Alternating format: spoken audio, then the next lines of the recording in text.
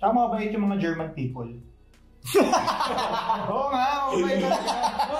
Sabihin mo yan 200 years ago. 50 years ago. Forgiveness. Mabait naman pa, grabe ka naman. Mabait naman sila, pero natatawa lang kasi not so long ago, they were not the kindest.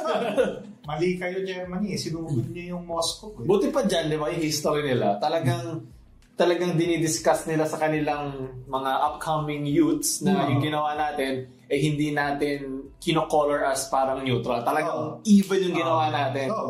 Di ba? May ganung law eh. Holocaust denial. Ayun, Holocaust. Dito, ang dami nagde-deny ng mga history. It's chismis nga. History is chismis.